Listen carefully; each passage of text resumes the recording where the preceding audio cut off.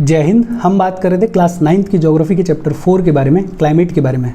और इससे पिछले वाले सेशन में हमने क्लाइमेट और वेदर के डिफरेंस के बारे में बात की थी। हमने क्लाइमेट और वेदर के एलिमेंट्स के बारे में बात की थी। हमने देखा था कि इंडिया का climate monsoon type of climate है। और फाइनली हमने पढ़ा था क्लाइमेटिक कंट्रोल्स के बारे में। आज के सेशन में हमें दो टॉपिक्स के बारे में पढ़ना है। एक तो हम बात करेंगे फैक्टर्स अफेक्टिंग इंडियाज़ क्लाइमेट के बारे में, और दूसरा हम पढ़ेंगे इंडियन मॉनसून के बारे में। और ये दोनों ही टॉपिक्स एक दूसरे से इंटर रिलेटेड हैं। इंडिया का क्लाइमेट हो, इंडिया के मॉनसून्स हो, दोनों को ही बहुत सारे फैक्टर्स अफेक्ट करते हैं। और ये जितने भी फैक्टर्स हैं वो आइसोलेशन में ऑपरेट नहीं करते हैं, वो एक साथ ऑपरेट कर रहे होते हैं। जितने भी फैक्टर्स हैं उनको अपन बाइफरकेट करके इजी लैंग्वेज में समझने की कोशिश करेंगे। अगर आप इत्मीनान से, ध्यान से चीज़ों को सुनोगे तो चीज़ें आपको समझ में आएंगी। अदरवाइज बेहद कॉम्प्लिकेटेड टॉपिक है ये ज्योग्राफी का, तो ढंग से ध्यान से पढ़ना, समझने की कोशिश करना। अच्छा, आगे बढ़ने से पहले वीडियो पे लाइक के बटन को दबा दो। मैं हर एक सेशन में बोलता हूँ कि लाइक दबाने में आपका कुछ जाएगा नहीं, और यूट्यूब वीडियो को कंसिडर करके थोड़ा सा पुश कर देगा, तो लाइक का बटन दबा दो। शेयर कर दो अपने सोशल मीडिया हैंडल्स पे अपने फ्रेंड्स को, जो भी लोग इसमें इंटरेस्टेड हैं, इससे रिलेटेड पढ़ाई कर रहे हैं, उनको शेयर कर दो। और चैनल को सब्सक्राइब कर लो। देखो, शुरू करते हैं। सबसे पहले हम बात करेंगे फैक्टर्स अफेक्टिंग इंडियाज़ क्लाइमेट के बारे में। पहला फैक्टर है लैटिट्यूड। लैटिट्यूड को समझना बेहद ईजी है। ये अपने को पता है कि ट्रॉपिक ऑफ कैंसर जो है वो इंडिया को ऑलमोस्ट 2 इक्वल पार्ट्स में डिवाइड करता है। ट्रॉपिक ऑफ कैंसर के साउथ में जितना भी इंडिया का रीजन लाई करता है वो बेसिकली ट्रॉपिकल एरिया को बिलोंग करता है, ये अपने को समझ में आता है। और ट्रॉपिक ऑफ कैंसर के नॉर्थ में जितना भी इंडिया लाई करता है वो सब ट्रॉपिकल रीजन में लाई करता है, ये भी अपने को समझ में आता है। और इस वजह से इंडिया का जो क्लाइमेट है उसमें ट्रॉपिकल और सब ट्रॉपिकल क्लाइमेट दोनों के ही कैरेक्टरिस्टिक्स देखने को मिलते हैं। वही सब लिखा हुआ है टेक्स्ट में कि ट्रॉपिक ऑफ कैंसर जो है वो हमारे कंट्री को ऑलमोस्ट 2 इक्वल पार्ट्स में डिवाइड करता है। ट्रॉपिक ऑफ कैंसर के साउथ में जितना भी इंडिया लाई करता है वो बिलोंग करता है ट्रॉपिकल एरिया को, और जो रिमेनिंग इंडिया है वो इंडिया जो कि ट्रॉपिक ऑफ कैंसर के नॉर्थ में लाई करता है वो लाई करता है सब ट्रॉपिकल रीजन में। बेसिकली इंडिया का जो क्लाइमेट है उसमें ट्रॉपिकल और सब ट्रॉपिकल क्लाइमेट्स दोनों के ही कैरेक्टरिस्टिक्स देखने को मिलते हैं। बेहद ईजी है इसको समझना, कोई इसमें रॉकेट साइंस नहीं है। दूसरा फैक्टर है ऑल्टीट्यूड, और ऑल्टीट्यूड को भी समझना ईजी है। देखो, ये अपने को पता है कि इंडिया के नॉर्थ में लाई करते हैं लंबे चौड़े हिमालयाज, और ये जो हिमालयाज हैं ये बड़ा इंपॉर्टेंट रोल प्ले करते हैं। होता क्या है, विंटर्स के दौरान जो सेंट्रल एशिया से कोल्ड विंड्स आ रही होती हैं, जो कि बड़ी सीवियर कोल्ड विंड्स होती हैं, उनको प्रिवेंट करने का, उनको रोकने का काम करते हैं हिमालयाज। अगर हिमालयाज नहीं होते तो ये जितनी भी कोल्ड विंड्स हैं जो कि सेंट्रल एशिया से आ रही हैं, जो कि साइबेरिया वाले रीजन से आ रही हैं, वो सीधे सीधे हमारे कंट्री में एंटर कर जाती, और उसकी वजह से हमारे कंट्री में जो विंटर्स हैं वो हद से ज़्यादा सीवियर होती। तो एक तरीके से हिमालयाज जो हैं वो हमारे क्लाइमेट को अफेक्ट कर रहे हैं, वो हमारे विंटर्स को थोड़ा कम सीवियर बना रहे हैं, हमारे कंट्री को, हमारे लैंड मास को साइबेरिया की कोल्ड विंड से प्रोटेक्ट कर रहे हैं। दूसरा, आपने को पता है कि वेस्टर्न घाट्स जो हैं वो लाई करते हैं साउथ वेस्ट मानसून विंड्स के रास्ते में।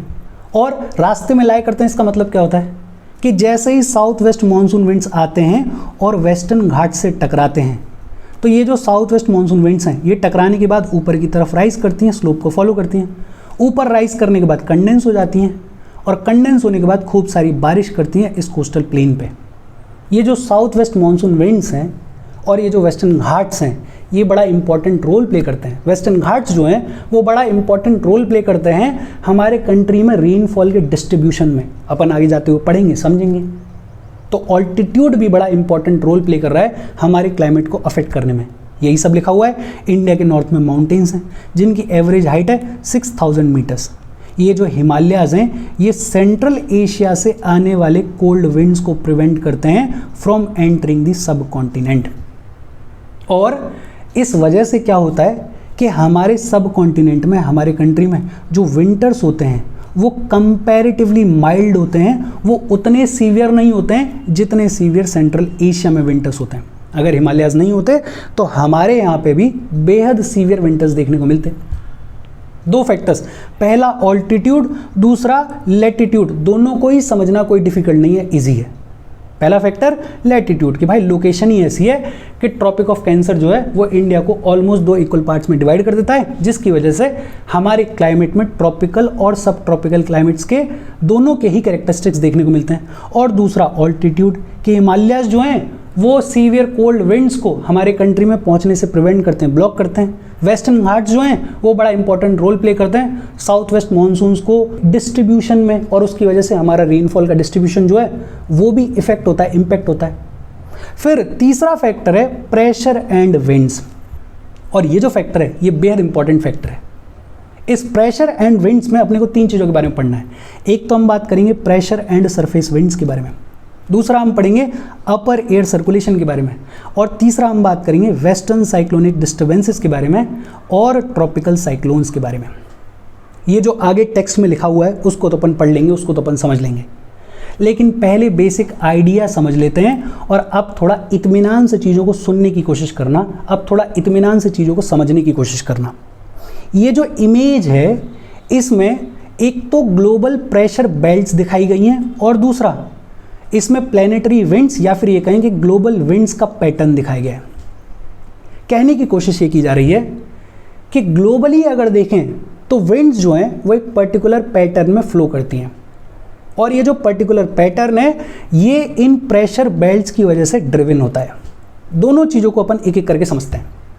देखो, अगर आपसे एक सिंपल सवाल पूछा जाए, या उससे पहले एक चीज़ और, अपन ने ये पढ़ा हुआ है कि विंड हमेशा हाई प्रेशर से लो प्रेशर की तरफ फ्लो करती है। इसमें कोई दिक्कत होनी ही नहीं चाहिए, आपको पता होना चाहिए कि विंड हमेशा हाई प्रेशर से लो प्रेशर की तरफ फ्लो करती है। दूसरा, अपने को ये भी पता है कि हॉट एयर राइजेज अप, जैसे जैसे हवा गर्म होती है वो ऊपर उठने की शुरुआत कर देती है, और जहाँ से वो ऊपर उठ रही होती है वहाँ पे बन जाता है लो प्रेशर। ये भी अपने को पता है। अपने को ये भी पता है कि कोल्ड एयर सिंक्स डाउन, ठंडी हवा जो है वो नीचे की तरफ सिंक करती है, अर्थ सरफेस की तरफ आती है, और जहाँ पे एयर सिंक करती है वहाँ पे बन जाता है हाई प्रेशर। इसमें भी कोई दिक्कत नहीं होनी चाहिए।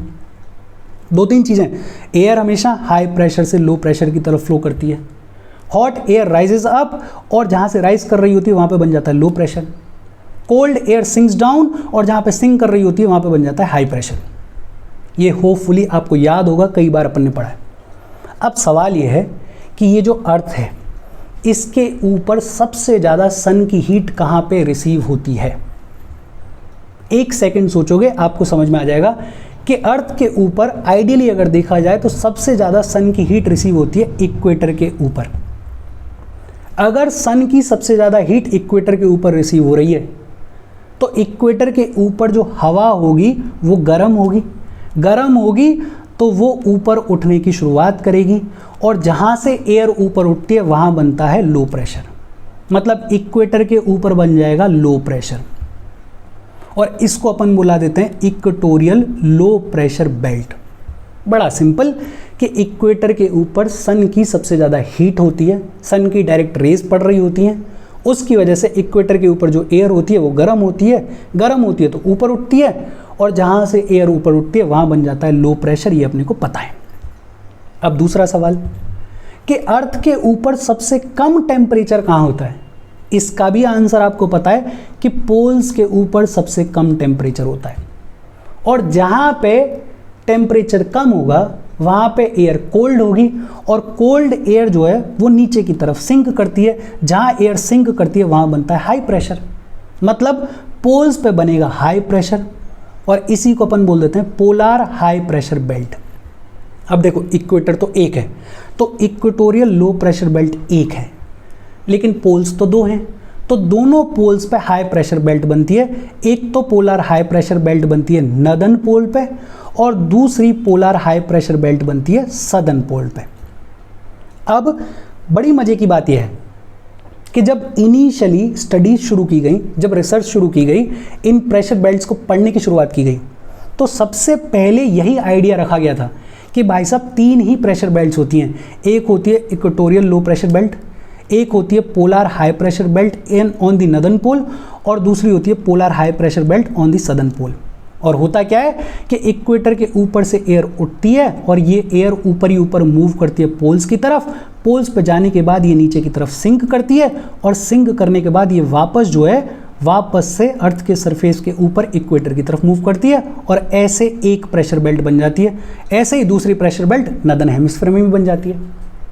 लेकिन फिर और स्टडीज़ की गई और ये पाया गया कि नहीं साहब, पोलार हाई प्रेशर बेल्ट होती है, दोनों हेमिस्फीयर्स में होती है, कोई दिक्कत नहीं है।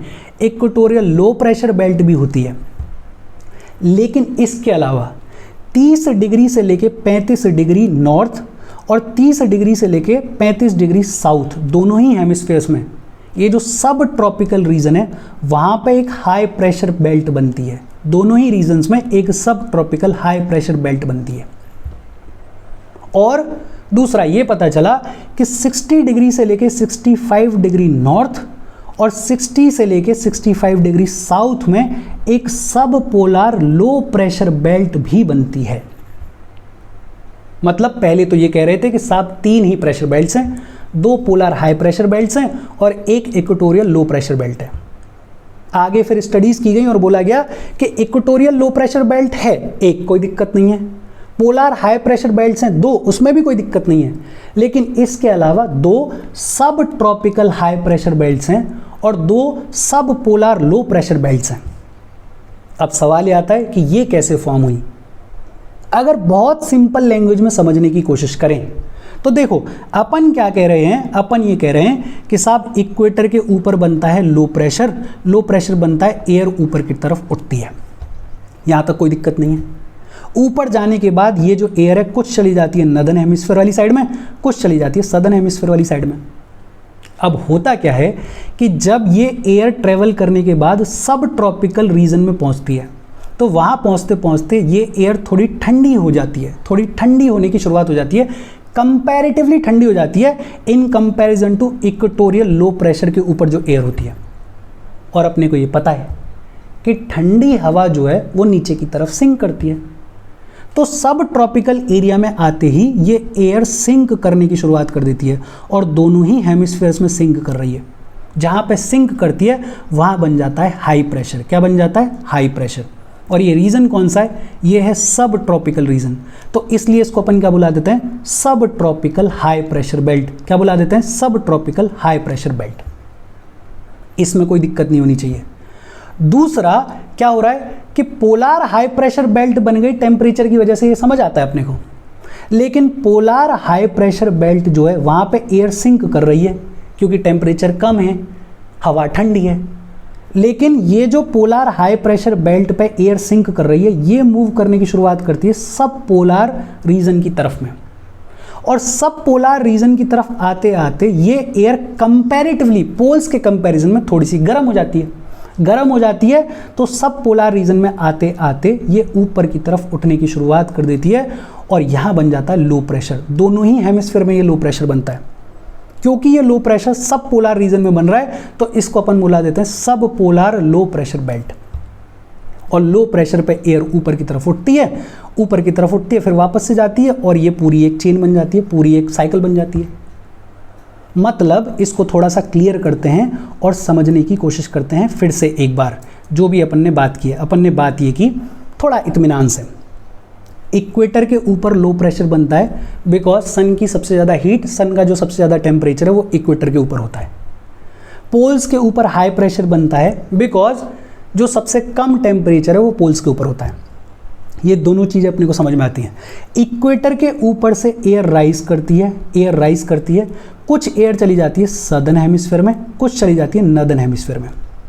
नॉर्दर्न हेमिस्फीयर में ये जो एयर है ऊपर वाली, जब ये सब ट्रॉपिकल रीजन के आसपास पहुंचती है तो कंपैरेटिवली ठंडी हो जाती है।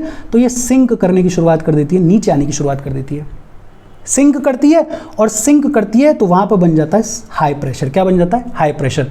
दोनों ही हेमिस्फीयर्स में सब ट्रॉपिकल हाई प्रेशर बेल्ट बन जाती है। अब ये जो एयर सिंक करी इसमें से कुछ एयर आ जाती है किधर? वापस इक्वेटर की तरफ। किधर आ जाती है? वापस इक्वेटर की तरफ। अपने को ये पता है कि एयर हमेशा हाई प्रेशर से लो प्रेशर की तरफ फ्लो कर रही है। अगर सरफेस के ऊपर देखोगे तो एयर हमेशा हाई प्रेशर से लो प्रेशर की तरफ फ्लो कर रही है। फिर पोल्स में हाई प्रेशर बन रहा है बिकॉज एयर जो है वो ठंडी है, नीचे की तरफ सिंक कर रही है, नीचे की तरफ आ रही है। अच्छा, ये जो एयर है ये मूव करना शुरू कर देती है सब पोलर रीजन की तरफ, और पोल्स के कंपैरिजन में जब ये एयर सब पोलर रीजन में पहुंचती है तो वहां पे कंपैरेटिवली गर्म हो जाती है। गर्म हो जाती है तो ऊपर की तरफ उठने की शुरुआत कर देती है। जहां से ऊपर उठती है वहां बन जाता है लो प्रेशर, और ये कौन सा रीजन है? सब पोलर। तो ये बेल्ट कौन सी बन जाती है? सब पोलर लो प्रेशर बेल्ट। दोनों ही हेमिस्फीयर में ये हो रहा है। फिर सब पोलर लो प्रेशर से ये एयर ऊपर की तरफ उठी, फिर कुछ एयर चली गई इस डायरेक्शन में, कुछ एयर चली गई इस डायरेक्शन में। नीचे अगर देखोगे तो नीचे फिर कुछ एयर इस डायरेक्शन में है, और वही पैटर्न दोनों ही हेमिस्फीयर्स में फ्लो हो रहा है। अगर मैं थोड़ा इसको साफ करके ड्रॉ करूं और थोड़ा प्लेन स्केल में ड्रॉ करूं तो शायद आपको बेहतर समझ में आए। देखो हो क्या रहा है, ये है हमारा इक्वेटोरियल लो प्रेशर, इक्वेटर वाला लो प्रेशर। यहाँ से एयर ऊपर उठी, इसको मान लेते हैं नदर्न हेमिस्फीयर, इसको मान लेते हैं सदर्न हेमिस्फीयर। क्या मान लेते हैं? Northern hemisphere, southern hemisphere. Equator के ऊपर से लो प्रेशर बन रहा है, वहाँ से एयर उठ रही है। कुछ एयर चली गई इस साइड में, कुछ एयर चली गई इस साइड में। यहाँ आने के बाद ये जो एयर है ये सिंक करती है, ये है सब ट्रॉपिकल हाई प्रेशर, ये है सब ट्रॉपिकल हाई प्रेशर, जो कि 30 डिग्री से लेकर 35 डिग्री के बीच में बनता है। अच्छा, इसमें से कुछ एयर चली जाएगी इस साइड में, कुछ एयर चली जाएगी इस साइड में, कुछ एयर इधर भी जाएगी, कुछ एयर इधर भी जाएगी, कोई दिक्कत वाली बात नहीं है। यहाँ पे बन रहा है सब पोलर का लो प्रेशर। क्या बन रहा है? सब पोलर का लो प्रेशर। इधर भी सब पोलर का लो प्रेशर बन रहा है। कुछ एयर इस लो प्रेशर से ऊपर चली गई, ऊपर चली गई, कोई दिक्कत है ही नहीं, ऊपर चली गई। लो प्रेशर से एयर ऊपर उठती है। ऊपर जाने के बाद कुछ एयर चली गई इस डायरेक्शन में, इस डायरेक्शन में, और कुछ चली जाएगी पोल्स की तरफ। किस तरफ चली जाएगी? पोल्स की तरफ। और पोल्स पे क्या बन रहा है? पोल्स पे बन रहा है हाई प्रेशर। क्या बन रहा है? High pressure. हाई प्रेशर पे एयर जो है वो सिंक करती है, नीचे की तरफ आएगी। नीचे की तरफ आएगी तो यहाँ इकट्ठी तो रहेगी नहीं, तो वापस से कहाँ जाएगी? सब पोलर लो प्रेशर की तरफ। कहाँ से आ जाएगी? सब पोलर लो प्रेशर की तरफ। और ये जो है ये एक विंड का पैटर्न बन गया कि विंड कुछ इस तरीके से फ्लो कर रही है। अच्छा, अगर कोई पूछ ले कि कितने प्रेशर बेल्ट्स हैं, तो हमारे यहाँ पे मतलब ग्लोबली अगर बात करें तो आज की डेट में 7 प्रेशर बेल्ट्स हैं। कैसे? एक तो इक्वेटोरियल लो प्रेशर बेल्ट है, 2 पोलर हाई प्रेशर बेल्ट्स हैं, 2 सब पोलर लो प्रेशर बेल्ट्स हैं, और 2 सब ट्रॉपिकल हाई प्रेशर बेल्ट्स हैं। कितने हो गए टोटल? 7 प्रेशर बेल्ट्स हैं। पहली चीज़ तो ये कि आपको ये समझ में आना चाहिए कि इक्वेटोरियल लो प्रेशर बेल्ट कैसे बन रही है, पोलर हाई प्रेशर बेल्ट कैसे बन रही है। दोनों ही थर्मली इंड्यूस्ड हैं, दोनों ही टेम्परेचर की वजह से बन रही हैं। इक्वेटर पे हाईएस्ट टेम्परेचर रह रहा है तो उसकी वजह से एयर जो है वो राइज कर रही है और लो प्रेशर बन रहा है। पोल्स पे सबसे कम टेम्परेचर होता है, इसलिए एयर जो है वो कोल्ड होती है और सिंक कर रही है। फिर सब ट्रॉपिकल हाई प्रेशर कैसे बना, सब पोलर लो प्रेशर कैसे बना, इसको अगर आप समझ जाओगे तो आपके लिए प्रेशर बेल्ट्स को समझना इजी हो गया, शॉर्ट हो गया। कैसे बन रही है कि ये जो इक्वेटर के ऊपर राइज करती है एयर, ये जब तक सब ट्रॉपिकल रीजन तक पहुंचती है तो थोड़ी कंपैरेटिवली ठंडी हो जाती है। ठंडी हो जाती है तो सिंक करने की शुरुआत कर देती है। इधर जो पोलर हाई प्रेशर बेल्ट से एयर चल रही है, जब वो सब पोलर रीजन तक पहुंचती है तो पोल्स के कंपैरिजन में गर्म हो जाती है, और गर्म हो जाती है तो ऊपर की तरफ राइज करने की शुरुआत कर देती है। अब अगर आपको बेल्ट्स समझ में आ गई हैं तो एक चीज़ और समझने का टाइम आ गया है, और वो एक चीज़ क्या है कि विंड्स कैसे फ्लो कर रही हैं। एक रूल अपन ने पढ़ लिया कि विंड हमेशा हाई प्रेशर से लो प्रेशर की तरफ मूव करती है। अब बड़ा सिंपल है कि अपने को हाई प्रेशर की बेल्ट दिख रही है, लो प्रेशर की बेल्ट दिख रही है। हाई प्रेशर से लो प्रेशर की तरफ विंड फ्लो करती है, हाई प्रेशर से लो प्रेशर की तरफ विंड फ्लो करती है। कोई दिक्कत होनी ही नहीं चाहिए, डायरेक्शन देखते जाओ, आपको डायरेक्शन मिलती जाएगी। हाई प्रेशर से लो प्रेशर की तरफ विंड जो है वो फ्लो कर रही है। लेकिन इसमें जो इम्पोर्टेंट सवाल है वो ये है कि अगर अपन इस सब ट्रॉपिकल हाई प्रेशर बेल्ट और इक्वेटोरियल लो प्रेशर बेल्ट को कंसिडर करें तो एयर सीधे सीधे आनी चाहिए हाई प्रेशर से लो प्रेशर की तरफ। लेकिन अगर आप डायग्राम में देख रहे हो तो डायग्राम में आपको दिख रहा होगा कि एयर थोड़ी सी टिल्ट होके आ रही है, थोड़ी सी डिफ्लेक्ट होके आ रही है, थोड़ी सी घूम के आ रही है। ऐसा क्यों है? सीधी सीधी क्यों नहीं आ रही है? और किसी भी प्रेशर बेल्ट में देख लो, उस प्रेशर बेल्ट में थोड़ी सी टेढ़ी, थोड़ी सी डिफ्लेक्ट होके एयर फ्लो कर रही है। ऐसा क्यों होता है? और उसके लिए रिस्पॉन्सिबल होता है कोरियोलिस फोर्स। क्या है? कोरियोलिस फोर्स, जिसको फेरेल्स लॉ भी बुलाया जाता है। क्या बुलाया जाता है? फेरेल्स लॉ भी बुलाया जाता है। अब सवाल आता है कि कोरियोलिस फोर्स क्या होता है। देखो, इसको समझने के लिए एक रोटेटिंग प्लेट को इमेजिन करो। इमेजिन करो कि एक प्लेट है जो कि घूम रही है। इस प्लेट को आपने किसी पॉइंट के ऊपर रख के घुमाया हुआ है तेज। इस प्लेट के ऊपर अगर आप बॉल को फेंकोगे तो प्लेट के रोटेशन की वजह से ये जो बॉल है ये हल्की सी डिफ्लेक्ट करेगी, हल्की सी अपनी डायरेक्शन से घूमेगी। इसको इमेजिन करने की ज़रूरत है। आप बहुत इजीली ये समझ सकते हो कि प्लेट रोटेट कर रही है, उस रोटेटिंग प्लेट के ऊपर अगर एक पॉइंट से आपने बॉल को फेंकने की कोशिश करी है तो वो बॉल उस प्लेट के रोटेशन की वजह से थोड़ा सा डिफ्लेक्ट करेगी, थोड़ा सा अपने डायरेक्शन को चेंज करेगी। और अगर आप ये इमेजिन कर पा रहे हो तो फिर आपकी बात समझ में आ गई है। हमारी जो अर्थ है वो भी अपने एक्सिस पे रोटेट कर रही है, घूम रही है, और इस रोटेशन की वजह से जो मूविंग विंड है वो थोड़ा सा डिफ्लेक्ट होती है। अर्थ के रोटेशन की वजह से जो भी विंड के, मूविंग विंड के, इनफैक्ट मूविंग वाटर के डायरेक्शन में डिफ्लेक्शन देखने को मिलता है, उसको अपन बोल देते हैं कोरियोलिस फोर्स। क्या बोल देते हैं? Coriolis force. ये कोई ऐसा फोर्स नहीं है कि कोई लगा रहा है फोर्स, नहीं। अर्थ रोटेट कर रही है, उस रोटेशन की वजह से जो मूविंग विंड या मूविंग वाटर के डायरेक्शन में डिफ्लेक्शन देखने को मिल रहा है, उस एपेरेंट फोर्स को अपन बुलाते हैं कोरियोलिस फोर्स। क्या बुलाते हैं? Coriolis force.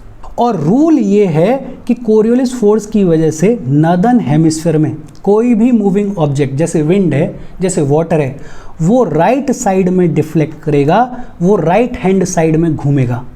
और सदर्न हेमिस्फीयर में इस कोरियोलिस फोर्स की वजह से कोई भी मूविंग ऑब्जेक्ट जो है, जैसे विंड है, जैसे वाटर है, वो लेफ्ट साइड में डिफ्लेक्ट करेगा।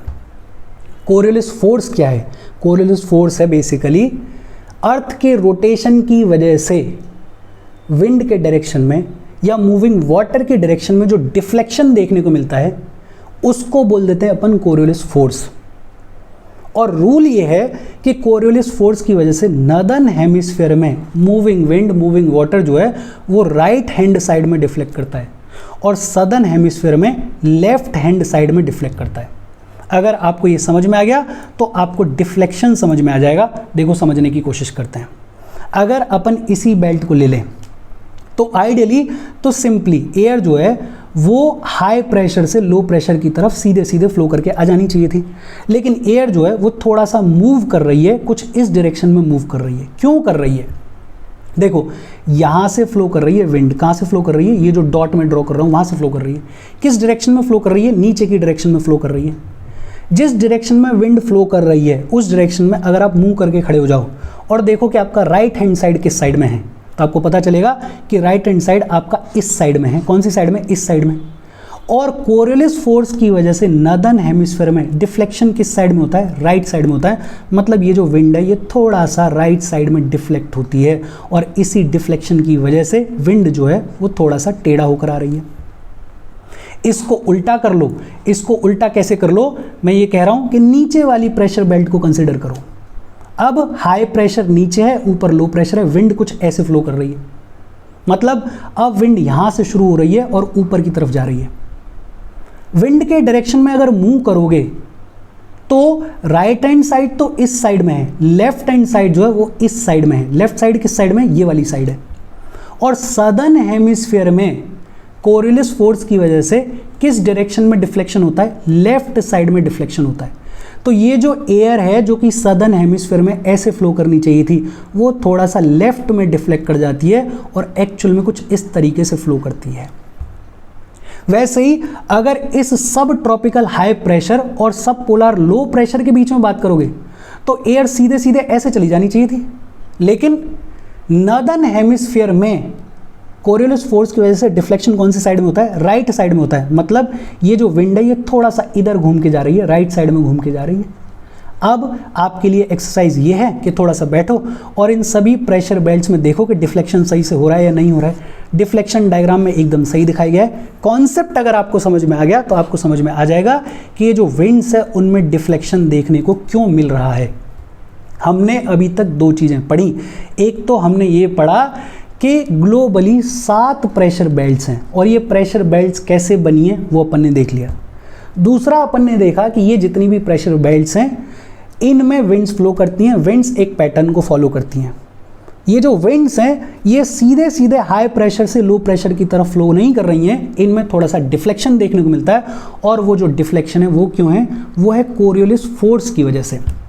और कोरियोलिस फोर्स के लिए रूल ये है कि नॉर्थ में इस कोरियोलिस फोर्स की वजह से मूविंग विंड, मूविंग वाटर जो है वो राइट साइड में डिफ्लेक्ट करता है और सदर्न हेमिस्फीयर में वो लेफ्ट साइड में डिफ्लेक्ट करता है।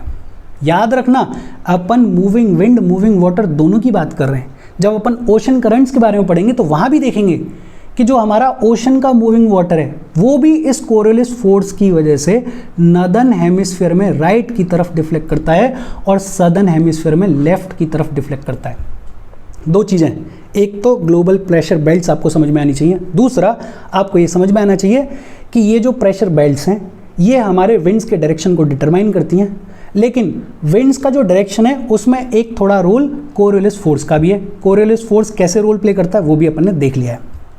अच्छा, इंडिया की अगर बात करें तो इंडिया लगभग कहीं यहाँ पे लाई करता है, मतलब नॉर्थ ईस्ट। अच्छा, एक चीज़ और अपन ने पढ़ा हुआ है, हालांकि विंड का नाम जो है वो रखा जाता है उसके ओरिजिन के डायरेक्शन के बेसिस पे। अब ये जो विंड्स हैं जो मेरा मार्कर से मैं ड्रॉ कर रहा हूँ ये आ रही हैं नॉर्थ ईस्ट साइड से, तो इनको बुलाया जाता है नॉर्थ ईस्ट ट्रेड विंड्स। क्या बुलाया जाता है? North east trade winds. वहीं अगर नीचे वाली विंड्स की बात करें तो ये जो विंड्स हैं ये आ रही हैं साउथ ईस्ट साइड से, इनको बुलाया जाता है साउथ ईस्ट ट्रेड विंड्स। क्या बुलाया जाता है? South east trade winds. ये नॉर्थ ईस्ट से आ रही हैं तो इनको बुला देते हैं अपन नॉर्थ ईस्ट ट्रेड विंड्स। ये साउथ ईस्ट से आ रही हैं तो इनको बुला देते हैं अपन साउथ ईस्ट ट्रेड विंड्स।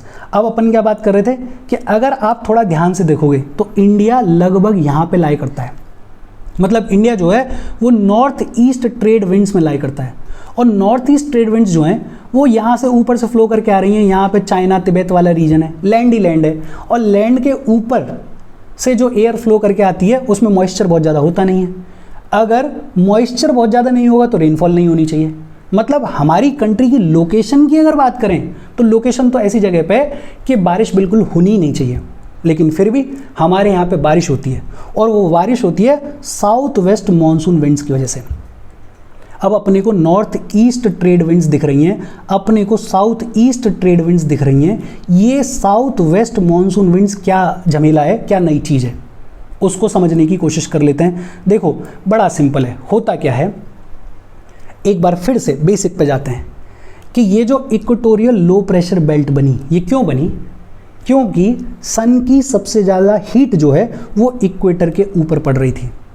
इसको अपन ITCZ भी बुला देते हैं। क्या बुला देते हैं? ITCZ, inter tropical convergence zone. Convergence zone क्यों कह रहे हैं? बिकॉज हाई प्रेशर, सब ट्रॉपिकल हाई प्रेशर से विंड्स आती हैं, दोनों ही हेमिस्फीयर की विंड्स आती हैं और इस लो प्रेशर पे आके कन्वर्ज हो जाती हैं।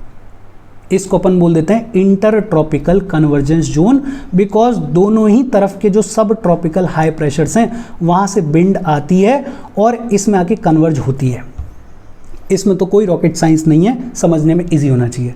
थोड़ा सा समझने की चीज़ ये है कि ये जो ITCZ है, ये जो लो प्रेशर बेल्ट है, ये बनी बिकॉज सन की जो मैक्सिमम हीट है वो इक्वेटर के ऊपर पड़ती है। लेकिन हमने ये पढ़ा है, हम ये जानते हैं कि सन जो है वो समर्स में नॉर्दर्न हेमिस्फीयर की तरफ मूव करता है, ट्रॉपिक ऑफ कैंसर की तरफ मूव करता है। और जब नॉर्दर्न हेमिस्फीयर में विंटर होते हैं तो सन जो है वो ट्रॉपिक ऑफ कैप्रिकॉर्न की तरफ मूव करता है।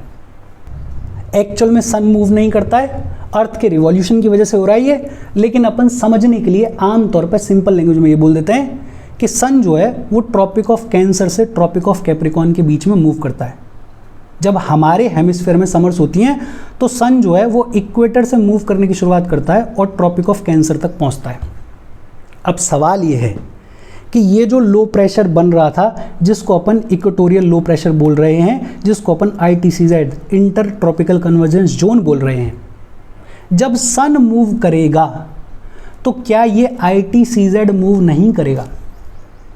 इमेजिन करो कि सबसे ज़्यादा सन की हीट जब इक्वेटर के ऊपर थी तो ये लो प्रेशर इक्वेटर के ऊपर बन गया, ये ITCZ इक्वेटर के ऊपर बन गया।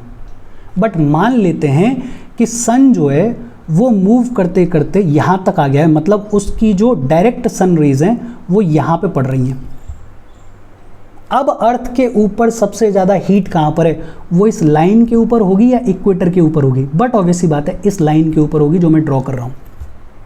मतलब अब जो लो प्रेशर है वो इक्वेटर के ऊपर ना बन के कहाँ बनेगा, इस लाइन के ऊपर लो प्रेशर बनेगा। इसको अपन क्या बोलते हैं, ITCZ बोल रहे हैं। लो प्रेशर को ही अपन ITCZ बोल रहे हैं ना। मतलब अब तक जो विंड्स इस इक्वेटर पे आके कन्वर्ज हो रही थी दोनों तरफ से, अब उन विंड्स को कुछ चेंज करने का, कुछ रास्ता बदलने का मौका मिल जाएगा। ऊपर से जो विंड्स आ रही हैं वो तो आएंगी इस लो प्रेशर तक ही, लेकिन ये जो विंड्स जिनको इक्वेटोरियल लो प्रेशर रोक रहा था, अब वो लो प्रेशर ही शिफ्ट हो गया है, अब वो ITCZ ही शिफ्ट हो गया है सन के मूवमेंट की वजह से। तो ये जो साउथ ईस्ट ट्रेड विंड्स हैं जो कि पहले इक्वेटर के लो प्रेशर तक ही पहुंच पा रही थी, अब वो इक्वेटर को क्रॉस करके आगे जा पाएंगी या नहीं जा पाएंगी? बट ऑब्वियसली बात है जा पाएंगी। देखो मैं ये कहने की कोशिश कर रहा हूँ कि ये इक्वेटर है, ये सब ट्रॉपिकल हाई प्रेशर है, ये इक्वेटोरियल लो प्रेशर है, इधर ये सब ट्रॉपिकल हाई प्रेशर है सदर्न हेमिस्फीयर वाला। पहले तो क्या हो रहा था कि विंड जो है वो ऐसे आ रही थी, ऐसे आ रही थी दोनों तरफ से, और यहाँ पे आके कन्वर्ज हो रही थी। इसी को अपन इक्वेटोरियल लो प्रेशर या फिर ITCZ बोल रहे हैं, कोई दिक्कत नहीं है। लेकिन जब हमारे यहाँ पे समर्स हैं, मतलब सन जो है वो मूव कर रहा है ट्रॉपिक ऑफ कैंसर की तरफ, मान लेते हैं कि सन जो है वो इस लैटिट्यूड पे आ गया है। अब जो लो प्रेशर है वो इक्वेटर के ऊपर बनेगा या इस लैटिट्यूड पे बनेगा? बट ऑब्वियसली बात है कि लो प्रेशर इस लैटिट्यूड पे बनेगा। बट ऑब्वियसली बात है ये जो ITCZ है ये इस लो प्रेशर पे बनेगा। मतलब ये जो विंड्स यहाँ से चल के आ रही थी जिसको कि इक्वेटोरियल लो प्रेशर रोक रहा था, अब वो लो प्रेशर ही खत्म हो गया है। तो ये जो विंड्स हैं ये इक्वेटर को क्रॉस कर लेंगी, और क्रॉस करने के बाद दुविधा ये है कि क्रॉस तो कर लिया और ये जो साउथ ईस्ट ट्रेड विंड्स हैं आराम से क्रॉस कर रही हैं, लेकिन जैसे ही ये नॉर्दर्न हेमिस्फीयर में एंटर करेंगे, अब कोरियोलिस फोर्स की वजह से इनका मूवमेंट किस साइड में डिफ्लेक्ट होगा? राइट साइड में डिफ्लेक्ट होगा। मतलब जैसे ही ये 0 डिग्री इक्वेटर को क्रॉस करेंगी, नीचे से तो ऐसे आ रही हैं, लेकिन इक्वेटर को जैसे ही क्रॉस करेंगी तो ये कोरियोलिस फोर्स की वजह से राइट साइड में डिफ्लेक्ट करने लग जाएंगी। और जब ये इंडिया के कोस्ट पे पहुंचेंगी तो ऐसा लगेगा कि ये जो विंड्स हैं ये साउथ वेस्ट साइड से आ रही हैं, और इसी साउथ वेस्ट विंड्स को अपन बोलते हैं साउथ वेस्ट मॉनसून्स, बिकॉज यही वो विंड्स हैं जो कि इंडियन ओशन के ऊपर से ट्रेवल करते हुए आती हैं, अपने साथ में खूब सारा मॉइस्चर लेके आती हैं, और उस मॉइस्चर से भरी हुई विंड्स की वजह से हमारे यहाँ पे तगड़ा मॉनसून आता है, हमारे यहाँ पे तगड़ी रेनफॉल होती है। आई एम होपिंग कि आपको ये दोनों चीज़ें समझ में आई होंगी। पहली हमने बात ये की कि एक ग्लोबल प्रेशर बेल्ट्स का सिस्टम है, इक्वेटोरियल लो प्रेशर है, सब ट्रॉपिकल हाई प्रेशर है, सब पोलार लो प्रेशर है, पोलार हाई प्रेशर है। दूसरा हमने बात ये की कि ये जो ग्लोबल प्रेशर बेल्ट्स हैं ये विंड सिस्टम्स को डिटरमाइन करते हैं। विंड सिस्टम्स की जो डायरेक्शंस हैं उनको कोरियोलिस फोर्स थोड़ा सा इफेक्ट करता है। इस कोरियोलिस फोर्स की वजह से नॉर्दर्न हेमिस्फीयर में विंड्स जो हैं वो राइट हैंड डायरेक्शन में डिफ्लेक्ट करती हैं, और सदर्न हेमिस्फीयर में विंड्स जो हैं वो लेफ्ट हैंड साइड में डिफ्लेक्ट करती हैं। और तीसरा हमने बात ये की कि ये जो साउथ वेस्ट मॉनसून विंड्स हैं ये क्या हैं। अगर एक बार फिर से और बात कर लें, बिकॉज थोड़ा कॉम्प्लिकेटेड टॉपिक है, और मेरा ऐसा मानना है कि जब अपन फेस टू फेस पढ़ रहे होते हैं इन चीज़ों को, बोर्ड वगैरह पे अगर पढ़ रहे होते हैं क्लास में बैठ के, तो थोड़ा इजी होता है कम्युनिकेट करना। यहाँ पे एक बार फिर से अपन देखने की कोशिश करते हैं। देखो आम तौर पे हो रहा है कि ये इक्वेटोरियल लो प्रेशर है, ये सब ट्रॉपिकल हाई प्रेशर है, ये नीचे वाला सब ट्रॉपिकल हाई प्रेशर है। ये जो लो प्रेशर है इसी को अपन क्या बोल रहे हैं? ITCZ, inter tropical convergence zone. आमतौर पे क्या होता है कि विंड्स आती हैं और इस इंटर ट्रॉपिकल कन्वर्जेंस जोन में मर्ज कर जाती हैं, कन्वर्ज कर जाती हैं। ये हैं नॉर्थ ईस्ट ट्रेड विंड्स और ये हैं साउथ ईस्ट ट्रेड विंड्स। लेकिन पहले ही अपन ने बात की थी कि ये जो इक्वेटोरियल लो प्रेशर बन रहा है, ये क्यों बन रहा है? बिकॉज सन की जो सबसे ज़्यादा हीट है वो इक्वेटर के ऊपर पड़ती है। बट अपने को ये पता है कि समर्स के दौरान सन जो है वो ट्रॉपिक ऑफ कैंसर की तरफ मूव करता है, मतलब ट्रॉपिक ऑफ कैंसर तक पहुंचता है अल्टीमेटली। अब मान लेते हैं कि सन जो है वो यहाँ तक पहुँच गया है। अब जो सन की मैक्सिमम हीट है वो इक्वेटर के ऊपर पड़ेगी, यहाँ पे पड़ेगी, जो लाइन मैंने ड्रॉ की है।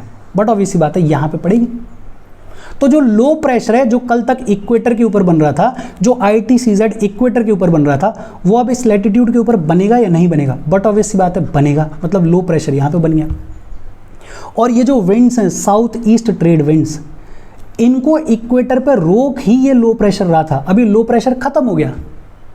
तो ये जो साउथ ईस्ट ट्रेड विंड्स हैं ये इक्वेटर को क्रॉस करके नॉर्दर्न हेमिस्फीयर में एंटर करती हैं, लेकिन नॉर्दर्न हेमिस्फीयर में कोरियोलिस फोर्स की वजह से डिफ्लेक्शन होता है राइट साइड में, तो ये जितनी भी साउथ ईस्ट ट्रेड विंड्स हैं ये डिफ्लेक्ट हो जाती हैं राइट साइड में और कुछ इस तरीके से डिफ्लेक्ट होती हैं। और जब ये इंडिया के कोस्ट को हिट करती हैं, जैसे ये इंडिया का कोस्ट है, तो इंडिया के कोस्ट को कुछ ऐसे हिट करती हैं, तो अपने को ऐसा लगता है कि ये जो विंड्स हैं ये साउथ वेस्ट डायरेक्शन से आ रही हैं और इसीलिए इनको अपन बोलते हैं साउथ वेस्ट विंड्स। इनमें खूब सारा मॉइस्चर होता है बिकॉज ये इंडियन ओशन के ऊपर से फ्लो कर रही होती हैं, तो खूब सारा बारिश होती है इनकी वजह से। और हमारा जो मॉनसून है वो इन्हीं साउथ वेस्ट मॉनसून विंड्स की वजह से आता है। 2-3 चीज़ें अगर आपको समझ में आ गई हों तो आपके लिए चीज़ें ईजी हो जाएंगी। अच्छा, एक चीज़ और समझ लेते हैं थोड़ा सा। ये तो वही डायग्राम दे रखा है, ये वही डायग्राम दे रखा है कि जब हमारे यहाँ पे समर्स होती हैं, मतलब हमारे यहाँ पे मतलब नॉर्दर्न हेमिस्फीयर में जब समर्स होती हैं तो ITCZ जो है वो ऊपर की तरफ शिफ्ट कर जाता है, जो लो प्रेशर है वो ऊपर की तरफ शिफ्ट कर जाता है। ये जो साउथ ईस्ट ट्रेड विंड्स थी ये इक्वेटर को क्रॉस करती हैं और एकदम से राइट में डिफ्लेक्ट होती हैं और इंडिया के कोस्ट को हिट करती हैं। अपने को ऐसा लगता है कि ये साउथ वेस्ट साइड से आ रही हैं, खूब सारा ओशन वाटर है उसके ऊपर से फ्लो करके आ रही हैं, तो खूब सारा मॉइस्चर लेकर आती हैं और खूब सारी बारिश करती हैं हमारे कंट्री में। अच्छा, इस मैप में इंडिया को ढंग से रिप्रेजेंट नहीं किया गया है, बट मेरे को कोई और मैप मिला नहीं इसलिए मैंने ये मैप यूज़ कर लिया है, बट ये मैप डिस्टॉर्टेड है, सही नहीं है, तो थोड़ा ध्यान रखना। अच्छा, उल्टा भी ट्रू है।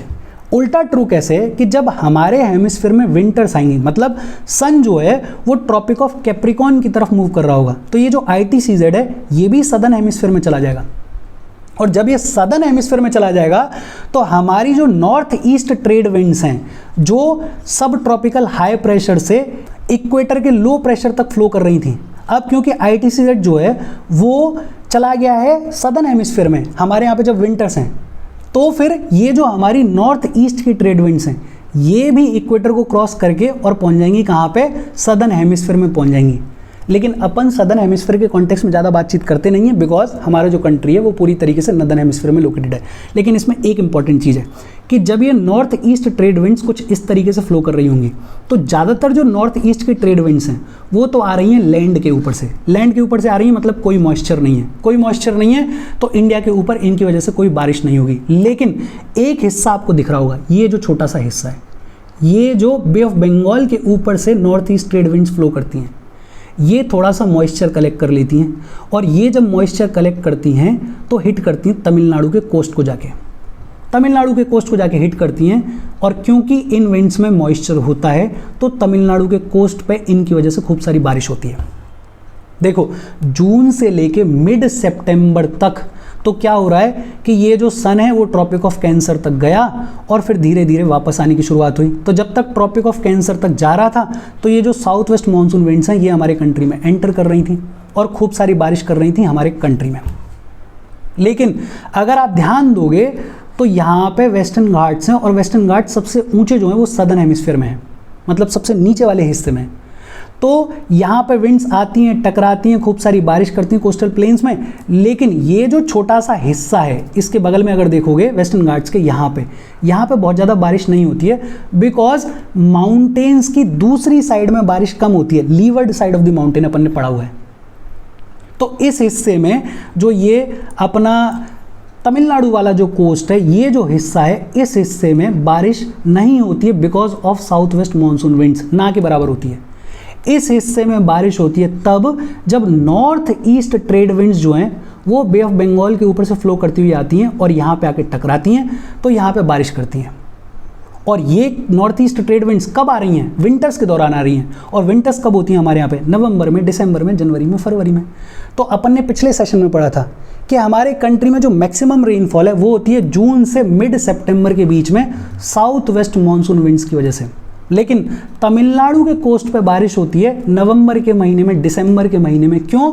क्योंकि नॉर्थ ईस्ट की जो ट्रेड विंड्स हैं वो बे ऑफ बंगाल के ऊपर से फ्लो करती हैं, थोड़ा सा मॉइस्चर लाती हैं और ये जो मॉइस्चर से भरी हुई ट्रेड विंड्स जब तमिलनाडु के कोस्ट पे जाके टकराती हैं, ईस्टर्न घाट से थोड़ा बहुत टकराती हैं तो खूब सारी बारिश करती हैं। होपफुली आपको ये समझ में आया होगा। कई सारी चीज़ें मिक्सड हैं इसमें, और इसलिए मैं बोलता हूँ कि ये जो मॉनसून है सबसे इंपॉर्टेंट चैप्टर है, सबसे कॉम्प्लिकेटेड चैप्टर है, लेकिन अगर समझ में आ जाए तो सबसे खूबसूरत चैप्टर है। अब अपने को बेसिक चीज़ें समझ में आ गई हैं। अपने को ये समझ में आ गया है कि इंडिया जो है वो आइडियली तो लाई करता है नॉर्थ ईस्ट ट्रेड विंड्स वाले रीजन में। यहाँ बारिश होनी ही नहीं चाहिए, लेकिन यहाँ बारिश क्यों हो पा रही है? क्योंकि आईटी सीरेट जो है वो सदर्न हेमिस्फीयर के दौरान बिल्कुल शिफ्ट कर जाता है ट्रॉपिक ऑफ कैंसर तक। तो साउथ वेस्ट मानसून विंड्स जो कि originally south east trade winds हुआ करती थी, वो इक्वेटर को क्रॉस करके एंटर करती हैं, और एंटर करने के बाद कोरियोलिस फोर्स की वजह से राइट में डिफ्लेक्ट होती हैं और हमारे कंट्री को, हमारे कोस्ट को हिट करती हैं as south west monsoon winds. अपने को ये समझ में आ गया है। अच्छा, और भी बहुत सारी चीज़ें हैं। जैसे चीज़ें क्या हैं? विंटर्स में सिचुएशन कैसी है? विंटर्स में जब मतलब हमारे कंट्री में जब विंटर्स होती हैं तब सिचुएशन कैसी है? तब सिचुएशन ऐसी है कि विंटर्स में हिमालयाज के नॉर्थ में अगर देखोगे तो हाई प्रेशर बनेगा। क्या बनेगा? हाई प्रेशर बनेगा। और ये हाई प्रेशर जो है वो कैसे बन रहा है? बड़ा सिंपल है। विंटर्स में क्या हो रहा है कि अगर कंपैरेटिवली देखोगे तो हिमालयाज के नॉर्थ में टेम्परेचर जो है वो कम होगा। टेम्परेचर अगर कम होगा तो एयर जो है वो ठंडी रहेगी, और जहाँ पे एयर ठंडी होगी वहाँ पे एयर सिंक करती है, और वहाँ पे क्या बन जाता है? हाई प्रेशर बन जाता है। लेकिन इसके कंपैरिजन में ओशंस के ऊपर जो टेम्परेचर है वो ज़्यादा होगा। इसके कंपैरिजन में, हिमालयाज के नॉर्थ के कंपैरिजन में ओशंस के ऊपर जो टेम्परेचर होगा वो थोड़ा ज़्यादा होगा। फिर से एक बार फिर से अपन क्या बात कर रहे हैं कि ये 0 डिग्री इक्वेटर है, सन जो है वो चला गया है ट्रॉपिक ऑफ कैप्रिकॉर्न की तरफ। विंटर्स की बात कर रहे हैं अपन, और विंटर्स में सिनेरियो क्या है कि ये जो हिमालयाज के नॉर्थ में है वहाँ पे टेम्परेचर बहुत ही ज़्यादा कम हो जाएगा। भाई सन पूरी तरीके से ट्रॉपिक ऑफ कैप्रिकॉर्न की तरफ चला गया है, तो यहाँ पे टेम्परेचर बहुत ही ज़्यादा कम हो जाएगा और यहाँ पे बन जाएगा हाई प्रेशर। लेकिन इसके कंपैरिजन में इंडियन ओशन के ऊपर टेम्परेचर थोड़ा ज़्यादा होगा और यहाँ पे बन जाएगा एक कॉम्प्लीमेंट्री लो प्रेशर, और इसकी वजह से एयर जो है वो हाई प्रेशर से लो प्रेशर की तरफ फ्लो करती है। बट अपने को ये पता है कि विंटर्स के दौरान हिमालयाज जो हैं वो बैरियर का काम करते हैं, और सेंट्रल एशिया से जो ठंडी एयर आती है उसको पूरी तरीके से आने नहीं देते हैं, ब्लॉक करते हैं, और इसीलिए हमारे यहाँ पे जो विंटर्स होती हैं वो उतनी सीवियर नहीं होती हैं। एक दूसरी भी चीज़ है, विंटर्स में तो ये हो रहा है। समर्स में क्या हो रहा है? समर्स में क्या हो रहा है कि जो सन है वो ट्रॉपिक ऑफ कैंसर की तरफ आ रहा है, ट्रॉपिक ऑफ कैंसर की तरफ मूव कर गया है। मतलब जो लो प्रेशर है वो इधर कहीं बन रहा है, यहाँ पे कहीं बन रहा है, और इस लो प्रेशर की वजह से एशिया में ये जो नॉर्थ वेस्टर्न राजस्थान वाला जो एरिया है वहाँ पे अच्छा खासा लो प्रेशर बनता है। क्या बनता है? अच्छा खासा लो प्रेशर बनता है।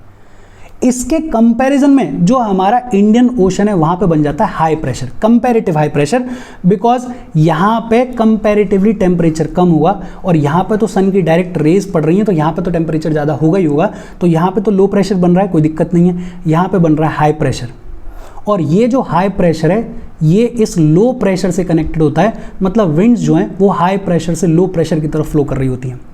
तो विंटर्स में तो सिनेरियो क्या है कि हिमालयाज के बियॉन्ड नॉर्थ साइड में हाई प्रेशर बन रहा होता है, और इंडियन ओशन के ऊपर लो प्रेशर बन रहा होता है, और विंड जो है हाई प्रेशर से लो प्रेशर की तरफ फ्लो कर रही होती है। बट ये जो हमारे हिमालयाज हैं वो सेंट्रल एशिया से आने वाली कोल्ड विंड्स को ब्लॉक करते हैं, रोकते हैं, इसलिए हमारे यहाँ पे विंटर्स जो हैं वो उतनी सीवियर नहीं होती हैं।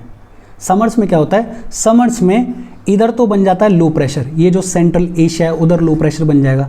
हमारा जो western north western India Rajasthan वाला एरिया वहाँ पे लो प्रेशर बन जाएगा। इसके कंपैरेटिवली इंडियन ओशन में बनता है हाई प्रेशर, और विंड्स जो हैं वो हाई प्रेशर से लो प्रेशर की तरफ फ्लो कर रही होती हैं।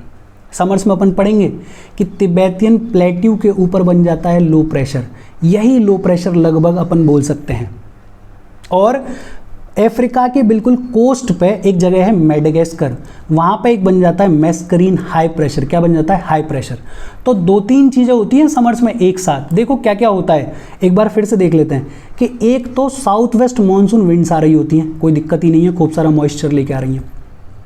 दूसरा, ये जो हमारे हिमालयाज हैं इधर तिब्बतियन लो प्रेशर बन रहा है इनके नॉर्थ में, इधर इसके कंपैरिजन में इधर देखोगे तो अफ्रीका की कोस्ट पे मेडागास्कर के पास में एक मैस्करीन हाई प्रेशर बन रहा है। साउथ वेस्ट मानसून्स तो आ ही रही हैं, साथ ही साथ ये जो हाई प्रेशर है ये इस लो प्रेशर से भी कनेक्टेड होता है। तो ये जो लो प्रेशर और हाई प्रेशर कनेक्टेड हैं, इस हाई प्रेशर की वजह से भी ये जो विंड्स हैं वो और ज़्यादा फ्लो करके आती हैं हमारे कोस्ट की तरफ, हमारे इंडिया की तरफ, और इंडियन ओशन के ऊपर से फ्लो कर रही हैं तो खूब सारा मॉइस्चर लेकर आती हैं तो हमारे यहाँ पे बारिश में और ज़्यादा फायदा हो जाता है। ये थोड़ा अब कॉम्प्लिकेटेड हो जाएगा आपके लिए, बट इसको अपन एक एक करके समझेंगे जैसे जैसे बातचीत आएगी। फिलहाल के लिए मेरे हिसाब से आपको ग्लोबल प्रेशर बेल्ट्स का सिस्टम समझ में आ गया होगा और विंड्स का सिस्टम समझ में आ गया होगा। ये समझ में आ गया होगा कि कोरियोलिस फोर्स किस तरीके से विंड्स के डायरेक्शन को डिफ्लेक्ट करता है, और इसके अलावा ITCZ के शिफ्ट की वजह से किस तरीके से हमारे यहाँ पे साउथ वेस्ट मानसून विंड्स आते हैं, वो आपको समझ में आ गया होगा। अब अपन फटाफट से टेक्स्ट पढ़ लेते हैं। देखो टेक्स्ट में क्या लिखा हुआ है, वही सारी बातचीत लिखी हुई है जो अभी अपन ने पढ़ी। देखो, India lies in the region of north easterly winds. India जो है वो नॉर्थ ईस्टर्ली विंड्स के रास्ते में लाई करता है, और ये जो नॉर्थ ईस्टर्ली विंड्स हैं ये आ रही हैं कॉन्टिनेंट के ऊपर से। तो इनमें तो बेसिकली कोई मॉइस्चर होता ही नहीं है। मॉइस्चर नहीं होता तो हमारे इंडिया के ऊपर कोई बारिश नहीं होनी चाहिए। वही लिखा हुआ है कि नॉर्थ ईस्टर्ली विंड्स जो हैं वो सब ट्रॉपिकल हाई प्रेशर बेल्ट से ऑरिजिनेट हो रही हैं, सब ट्रॉपिकल हाई प्रेशर बेल्ट से फ्लो करने की शुरुआत कर रही हैं, साउथ की तरफ फ्लो करती हैं, कोरियोलिस फोर्स की वजह से राइट में डिफ्लेक्ट हो जाती हैं और फिर इक्वेटोरियल लो प्रेशर एरिया तक पहुंचती हैं, जो कि डायग्राम में अपन ने देखा। ये जो विंड्स हैं इनमें मॉइस्चर ना के बराबर होता है, बिकॉज ये लैंड के ऊपर ऑरिजिनेट होती हैं, लैंड के ऊपर ही ब्लो कर रही हैं। अब जब मॉइस्चर ही नहीं होगा तो बारिश क्यों ही करेंगी, तो या तो थोड़ी बहुत बारिश करती हैं या बिल्कुल ना के बराबर बारिश करती हैं। और इस आइडिया से अगर अपन देखें तो इंडिया जो है वो एरिड होना चाहिए, इंडिया के ऊपर बारिश होनी ही नहीं चाहिए, लेकिन इंडिया के ऊपर बारिश होती है, खूब सारी बारिश होती है। क्यों होती है? बिकॉज इंडिया के ऊपर जो प्रेशर और विंड कंडीशंस हैं वो यूनिक हैं। यूनिक कैसे हैं? विंटर्स के दौरान हिमालयाज के नॉर्थ में एक हाई प्रेशर एरिया बन जाता है और इसके कंपैरेटिवली इंडियन ओशन के ऊपर लो प्रेशर एरिया बनता है।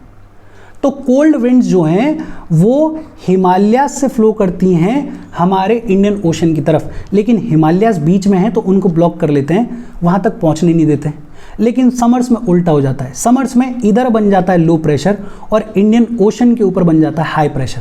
अब जो विंड्स हैं वो फ्लो कर रही हैं हाई प्रेशर से लो प्रेशर की तरफ। In summers a low pressure area develops over interior of Asia as well as over north western India, और इसकी वजह से विंड्स का जो डायरेक्शन है वो रिवर्स हो जाता है। अपन ने पढ़ा ना, साउथ वेस्ट मानसून जो है वो आ जाते हैं पूरा एक इक्वेटर को क्रॉस करके।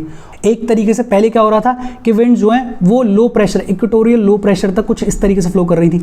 अब क्या हो रहा है कि अब विंड जो है वो इक्वेटर को क्रॉस करके और पूरा ऐसे फ्लो करके आ रही हैं। तो एक तरीके से पूरी तरीके से विंड का जो सिस्टम है, विंड की जो डायरेक्शन है वो पूरी तरीके से रिवर्स हो गई है, और एयर जो है वो हाई प्रेशर से, हाई प्रेशर एरिया जो कि सदर्न इंडियन ओशन के ऊपर बनता है उससे फ्लो करती है, इक्वेटर को क्रॉस करती है, और इक्वेटर को क्रॉस करने के बाद राइट डायरेक्शन में टर्न करती है और इंडियन सबकॉन्टिनेंट को हिट करती है। और यही जो विंड्स हैं इनको बुलाया जाता है साउथ वेस्ट मानसून विंड्स। ये टेक्स्ट आप खुद से पढ़ लेना, एक्सप्लेन मैंने पूरा कर दिया है। अगर एक्सप्लेनेशन एक बार में समझ में नहीं आया तो 2-4 बार देखो, फिर भी अगर कोई डाउट हो तो पूछ लेना। अच्छा, ये तो बेसिक चीज़ है। कोरियोलिस फोर्स क्या होता है वो भी अपन ने पढ़ लिया। An apparent force caused by the earth's rotation. ये जो कोरियोलिस फोर्स है ये नॉर्दर्न हेमिस्फीयर में मूविंग विंड्स को डिफ्लेक्ट करता है राइट डायरेक्शन में, और सदर्न हेमिस्फीयर में डिफ्लेक्ट करता है लेफ्ट डायरेक्शन में। इसके बारे में भी अपन ने बात कर ली। इसको फेरेल्स लॉ भी बुलाया जाता है। अच्छा, ये तो है सरफेस के ऊपर जो विंड्स फ्लो कर रही हैं। इसके अलावा ऊपर बिल्कुल ट्रोपोपॉज के आसपास जाके जो अपर एयर सर्कुलेशन होता है, जो सबसे ऊपर ट्रोपोपॉज के आसपास एयर्स का सर्कुलेशन होता है, उनको बुलाया जाता है जेट स्ट्रीम्स। क्या बुलाया जाता है? Jet streams. और जेट स्ट्रीम्स का सिनेरियो क्या है? देखो बड़ा सिंपल है। लगभग 27 से 30 डिग्री नॉर्थ लैटिट्यूड के बीच में, 27 से 30 डिग्री नॉर्थ लैटिट्यूड के बीच में, बिल्कुल ट्रोपोपॉज के जस्ट नीचे जेट स्ट्रीम्स फ्लो कर रही होती हैं, और ये होती हैं सब ट्रॉपिकल वेस्टर्ली जेट स्ट्रीम्स। क्या होती हैं? सब ट्रॉपिकल वेस्टर्ली जेट स्ट्रीम्स। देखो होता क्या है, ये देखो, ये रही हमारी अर्थ, ये रहा हमारा 0 डिग्री इक्वेटर, ये रहा हमारा सब ट्रॉपिकल रीजन, मतलब 27 से लेके लगभग 30 डिग्री नॉर्थ की अपन बात कर रहे हैं। सरफेस के ऊपर जो विंड्स फ्लो कर रही हैं वो तो अपन ने देख लिया, लेकिन सबसे ऊपर बिल्कुल ट्रोपोपॉज से जस्ट नीचे वहां पे एक अपर एयर सर्कुलेशन है। वहां पे एयर का जो सर्कुलेशन है वो थोड़ा सा अलग है। वहां क्या हो रहा है, वहां पे जो विंड्स हैं वो फ्लो कर रही हैं वेस्टर्ली डायरेक्शन से। कहां से? वेस्टर्ली डायरेक्शन से, इस डायरेक्शन से फ्लो करके आ रही हैं। सब ट्रॉपिकल रीजन में ये फ्लो कर रही हैं, वेस्ट से ये फ्लो कर रही हैं, और अपर एयर सर्कुलेशन के विंड्स को बुलाया जाता है जेट स्ट्रीम्स, इसलिए इनको बुलाया जा रहा है सब ट्रॉपिकल वेस्टर्ली जेट स्ट्रीम्स। क्या बुलाया जा रहा है? सब tropical westerly jet streams. Winters में क्या होता है? विंटर्स में ये जो सब ट्रॉपिकल वेस्टर्ली जेट स्ट्रीम है ये हमारे इंडिया की तरफ आने की शुरुआत करती है। इसको अगर हो पाए तो थोड़ा सा डायग्राम में समझने की कोशिश करते हैं, बिकॉज मुझे पता है ऐसे आपको समझ में आएगी नहीं। देखो होता क्या है, होता ये है कि मान लेते हैं कि ये है हमारा, मान क्या लेते हैं, है ये है हमारी कंट्री, ये इंडिया है। विंटर्स में क्या हो रहा है कि एक तो नॉर्थ ईस्ट ट्रेड विंड्स जो हैं वो कुछ इस तरीके से फ्लो कर रहे हैं, वो तो अपने को पता ही है। विंटर्स में एक चीज़ और हो रही है, इधर ये जो मेडिटेरियन सी है यूरोपियन वाले रीजन में, वहाँ से अपर एयर सर्कुलेशन जिनको अपन जेट स्ट्रीम्स बुलाते हैं, एक तो विंड्स जो है वो सरफेस के ऊपर फ्लो कर रही हैं, जिनके बारे में अभी अपन ने पढ़ा, देख लिया कि सब ट्रॉपिकल हाई प्रेशर से इक्वेटोरियल लो प्रेशर तक फ्लो कर रही है, वो सब अपन ने देखा। लेकिन ट्रोपोस्फीयर जहाँ पे ऑलमोस्ट खत्म होने वाला होता है, ट्रोपोपॉज के जस्ट नीचे एक एयर का सर्कुलेशन और हो रहा है, उसको अपन बोलते हैं अपर एयर सर्कुलेशन, इनको अपन बोलते हैं जेट स्ट्रीम्स। ये जो जेट स्ट्रीम्स हैं इनका क्या पैटर्न है? विंटर्स के दौरान क्या होता है कि एक जेट स्ट्रीम आती है और वो जो जेट स्ट्रीम है वो हमारे हिमालय से आके टकराती है, और हिमालयस जो हैं वो इस जेट स्ट्रीम को दो में बाइफरकेट कर देते हैं, डिवाइड कर देते हैं। और ये जो जेट स्ट्रीम आ रही है ये आ रही है मेडिटेरियन सी के ऊपर से फ्लो करती हुई, तो इसमें थोड़ा बहुत मॉइस्चर होता है, और ये जो मॉइस्चर है इसकी वजह से हमारे यहाँ पे विंटर्स में थोड़ी बहुत रेनफॉल देखने को मिलती है। अदरवाइज तो अभी तक अपन ने क्या पढ़ा कि समर्स में जो साउथ वेस्ट मॉनसून विंड्स आते हैं उनकी वजह से हमारे कंट्री में रेनफॉल होती है। तो सवाल आता है कि विंटर्स में जो कभी कभी थोड़ी बहुत रेनफॉल देखने को मिलती है हमारे कंट्री में, वो कैसे हो रही है? वो होती है बिकॉज विंटर्स में जो है ये सब ट्रॉपिकल रीजन में वेस्टर्ली डायरेक्शन से जेट स्ट्रीम्स फ्लो करके आती हैं, और ये जो जेट स्ट्रीम्स हैं ये हिमालय से आके टकराती हैं, और हिमालय से टकराने के बाद ये दो में बाइफरकेट हो जाती हैं, और ये जो बाइफरकेट होने के बाद इंडिया की तरफ ब्रांच आई, इस ब्रांच की वजह से इंडिया के ऊपर थोड़ी बहुत बारिश होती है, पंजाब वाले रीजन में, थोड़ी बहुत राजस्थान वाले रीजन में। ये जेट स्ट्रीम्स का जो कॉन्सेप्ट है वो अपने आप में कॉम्प्लिकेटेड है, लेकिन फिलहाल के लिए आप ये समझ सकते हो कि होता क्या है कि अपर एयर सर्कुलेशन, मतलब जो ऊपर वाला एरिया है, ट्रोपोस्फीयर का बिल्कुल टॉप वाला एरिया है, वहाँ पे एयर्स का जो सर्कुलेशन है उन विंड्स को अपन बोल देते हैं जेट स्ट्रीम्स। और विंटर्स के दौरान ये जो जेट स्ट्रीम्स हैं वो लगभग 27 से लेकर 30 डिग्री नॉर्थ लैटिट्यूड वाले रीजन में, सब ट्रॉपिकल रीजन में वेस्ट डायरेक्शन से फ्लो करने की शुरुआत करती हैं, और इंडिया में पंजाब वाले रीजन में, राजस्थान वाले रीजन में थोड़ी बहुत बारिश करती हैं। लेकिन समर्स के दौरान इनकी जो डायरेक्शन है वो थोड़ी सी चेंज हो जाती है। तो पहला सवाल तो आता है कि जेट स्ट्रीम्स क्या होती हैं? जेट स्ट्रीम्स बेसिकली अपने को समझ में आ गया है कि these are a narrow belt of high altitude, लगभग 12,000 मीटर ऊपर जो हाई ऑल्टीट्यूड पे वेस्टर्ली विंड्स फ्लो कर रही हैं हमारे ट्रोपोस्फियर में, उनको बुलाया जाता है जेट स्ट्रीम्स। इनकी जो स्पीड है वो लगभग 110 किलोमीटर पर आवर होती है समर्स में, और 184 किलोमीटर पर आवर होती है विंटर्स में। और कई सारी सेपरेट जेट स्ट्रीम्स को आइडेंटिफाई किया गया है। जो सबसे कॉमन कांस्टेंट जेट स्ट्रीम्स हैं वो हैं मिड लैटिट्यूड और सब ट्रॉपिकल एरियाज़ की जेट स्ट्रीम्स, जिनमें से एक है सब ट्रॉपिकल वेस्टर्ली जेट स्ट्रीम, जो कि विंटर्स के दौरान फ्लो करती है, जो कि इंडिया में through out the year flow करती है सिवाय समर्स के। और ये जो सब ट्रॉपिकल वेस्टर्ली जेट स्ट्रीम्स हैं जो कि मेडिटेरियन सी के ऊपर से आ रही हैं, यही बेसिकली वेस्टर्न साइक्लोनिक डिस्टर्बेंसेस कहलाती हैं। यही बेसिकली हमारे कंट्री के नॉर्थ में और नॉर्थ वेस्टर्न पार्ट्स में विंटर्स के दौरान थोड़ी बहुत बारिश करवाती हैं। लेकिन समर में ये जो सब ट्रॉपिकल वेस्टर्ली जेट स्ट्रीम्स हैं ये हिमालयाज़ के नॉर्थ में मूव हो जाती हैं, बिकॉज सन का मूवमेंट जो है वो नॉर्थ की तरफ हो रहा होता है। और एक ईस्टर्ली जेट स्ट्रीम जो है, जिसको कि सब ट्रॉपिकल ईस्टर्ली जेट स्ट्रीम बुलाया जाता है, वो पेनिनसुलर इंडिया के ऊपर स्टेब्लिश हो जाती है। देखो एक बार फिर से देख लेते हैं, ये डायग्राम में दिखा हुआ है। देखो ये तो जनवरी का महीना है। जनवरी के महीने में क्या हो रहा है कि ये है सब ट्रॉपिकल वेस्टर्ली जेट स्ट्रीम, जो कि मेडिटेरियन सी वाले रीजन से फ्लो करके आ रही है और ये दो में बाइफर्केट हो जाती है। बाइफर्केट होने के बाद ये इंडिया के नॉर्थ और नॉर्थ वेस्टर्न पार्ट में थोड़ी बहुत बारिश करती है। इसी को अपन बोल देते हैं वेस्टर्न साइक्लोनिक डिस्टर्बेंस। क्या बोल देते हैं? Western cyclonic disturbance. लेकिन जब समर्स आती हैं तो ये जो सब ट्रॉपिकल वेस्टर्ली जेट स्ट्रीम है ये पूरी तरीके से नॉर्थ में चली जाती है और हमारे पेनिनसुलर इंडिया के ऊपर एक subtropical easterly jet stream establish हो जाती है। बड़ी सिंपल सी बातचीत है। जेट स्ट्रीम्स में अभी उतना मत घुसना, दो तीन चीज़ें समझने की कोशिश करो। सिंपल, एक तो ये समझने की कोशिश करो कि ग्लोबल प्रेशर बेल्ट्स किस तरीके से स्टेब्लिश हुई हैं। दूसरा ये देखो कि उन प्रेशर बेल्ट्स के हिसाब से विंड्स का डायरेक्शन कैसा रहता है। तीसरा ये समझो कि कोरियोलिस फोर्स का क्या रोल है। फिर उसके बाद ये देखने की कोशिश करो कि ये जो इक्वेटोरियल लो प्रेशर है, जिसको अपन ITCZ inter tropical convergence zone बोल रहे हैं, उसकी वजह से किस तरीके से साउथ वेस्ट मॉनसून विंड्स हमारे कंट्री में एंटर करती हैं। और अगर वो सब कुछ समझ में आ गया तो जेट स्ट्रीम के लिए एक सिंपल सी लाइन याद रखो कि ट्रोपोस्फेयर के बिल्कुल टॉप पे अपर एयर सर्कुलेशन होता है। ये जो अपर एयर सर्कुलेशन हो रहा है उसको अपन बोल देते हैं जेट स्ट्रीम। इंडिया के कॉन्टेक्स्ट में अगर बात करें तो पूरे साल ये वेस्ट से ऑरिजिनेट होती हैं और इंडिया में एंटर करती हैं और इंडिया में हिमालय से टकराती हैं। टकराने के बाद दो में बाइफर्केट होती हैं। बाइफर्केट होने के बाद ये जो विंड्स हैं ये इंडिया में विंटर्स के दौरान थोड़ी बहुत बारिश करती हैं। इसी को अपन बोल देते हैं वेस्टर्न साइक्लोनिक डिस्टर्बेंस। लेकिन समर्स में ये जो सब ट्रॉपिकल वेस्टर्ली जेट स्ट्रीम है ये ख़त्म हो जाती है। क्यों ख़त्म हो जाती है? या ख़त्म नहीं होती है, पूरी तरीके से नॉर्थ में शिफ्ट हो जाती है। और क्यों शिफ्ट हो जाती है? बिकॉज सन जो है वो नदर्न हेमिस्फीयर में मूव कर रहा होता है और इसकी जगह पे हमारे पेनिनसुलर इंडिया के ऊपर एक subtropical easterly jet stream establish हो जाता है। वेस्टर्न साइक्लोनिक डिस्टर्बेंस क्या होता है? The western cyclonic disturbances are weather phenomenas of the winter months brought in by the westerly flow from the Mediterranean region. Mediterranean region के ऊपर से ये जो वेस्टर्ली विंड्स फ्लो करके आ रही हैं, इनकी वजह से जो थोड़ी बहुत बारिश होती है विंटर मंथ्स में, उसी को अपन क्या बोल रहे हैं? वेस्टर्न साइक्लोनिक डिस्टर्बेंसेस बोल रहे हैं। They usually influence the weather of the north and the north western region of India.